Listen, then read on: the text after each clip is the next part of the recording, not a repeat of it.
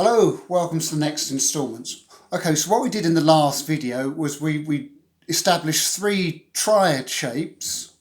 So that's kind of an abbreviated E bar chord shape, going into a D shape, and then going into an A shape. Now I'm not going to run through everything what we did again, but basically we said, okay, these can be target notes for going up and down all the various scale shapes. Now what I'm going to do is just quickly show you some extra target notes based around these 3 shapes, and then that basically becomes the CAGED shape, the whole CAGED system. But my train of thought is, if you know those three triad shapes, then to find the rest of the CAGED notes is pretty easy. So we have our first one here, that's based around the E shape. So if I was to do a full E bar chord, that gets abbreviated to this, which is like an F shape. Now this shape, or this note here, is the root note. So if I hold down the root, and that's basically me playing a D shape there, but adding the root. Now in terms of playing that as a bar chord, I'd very rarely do it. That is pretty tricky to get into quickly. But in terms of navigation, it's useful to know that the root note is there. So you've got your D shape and your root note is there. So when you're soloing, you can find it. I mean, it still can be useful if you take out the high note there. I mean, you could play it and not add any high notes. You've got kind of you've got the root, the fifth, and the root again, which gives you a kind of a power chord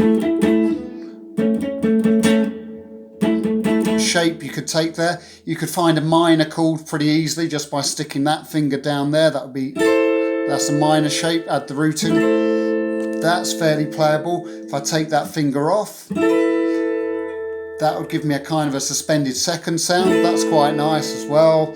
I could move that one back and that would give me a 7th. And this would be a 7th. And if I had the really high note, I've got a 7th with a suspended second. That sounds quite usable and atmospheric.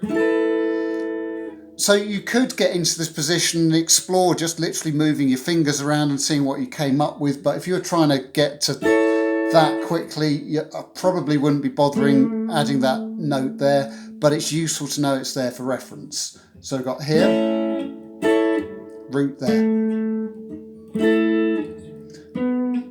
Okay, so we move up again. So we're still based around this D shape. So we can extend this around and bang, this note here forms the basis of a C chord.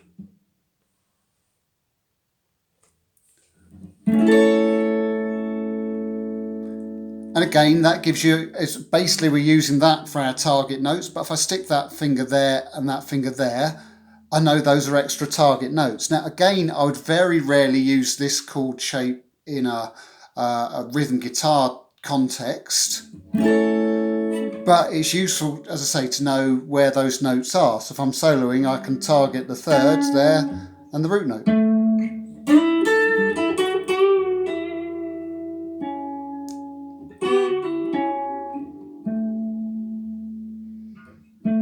And another way you could do it is you could just literally run up the chord tones as a run.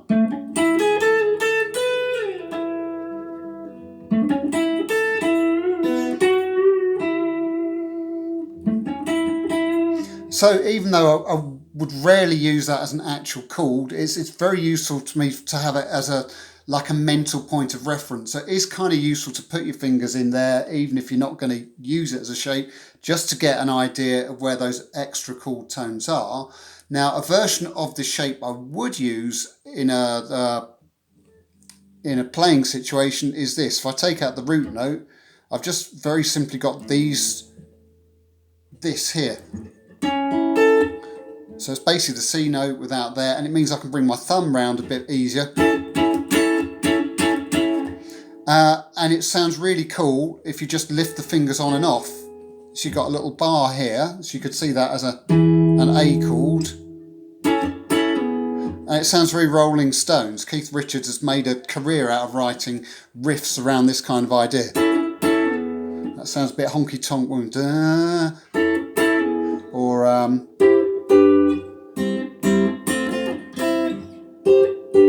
so in a playing situation, that is my useful go-to shape, whereas that's just more my mental map for when I'm soloing. So we've got a root note here. So if we go up to our next shape, which is an A-shaped triad, so we were looking at these three notes here, maybe this version here, but you can see that is your just regular A-shaped bar chord. So let's boil this down, what we've got so far, to something useful. So we've got this, I've got my root note here, that gives me an abbreviated version of a D shape that's playable, knowing that I could stick this finger down if I really wanted to.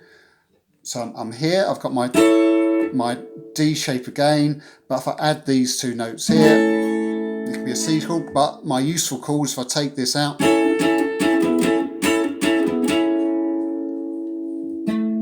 then to here.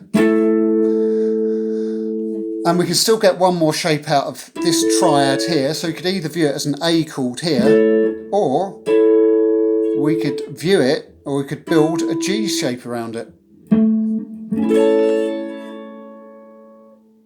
So that's my high and low notes in a G shape, and I've got this note here, and then this one's barring down. Again, in a playing situation, I would never use that, but it's a very useful map to know that you've got a root note there, you've got another root note there, you've got your third there, and then you've got your A triad. And if I was to use something based on that for a rhythm guitar sort of chord, then I would just stick this finger here, and it basically gives you an A triad with the third in the bass, which gives you quite a nice sound. So that's going.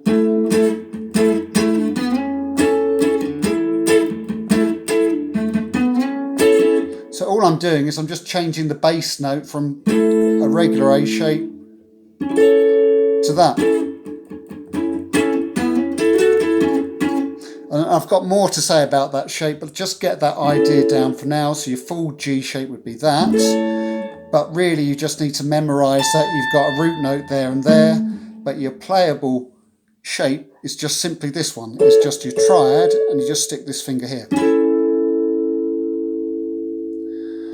And so these are all extra notes. I'm not going to run through, otherwise this is going to be too long a video, but basically when you're going up and down your caged shapes, it just gives you a few extra things, extra notes to look for. So, full E shape bar chord, abbreviated bar chord, full D shape, that's horrible, let's abbreviate it to this. Oops, get the right note. Here, C shape, take that finger off, you've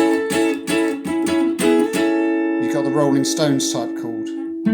That's your regular A shape, which you could abbreviate to this, this, or this. And then we come to the G shape. Again, it's just useful seeing the G shape there, but in a regular playing situation, just abbreviating it to this.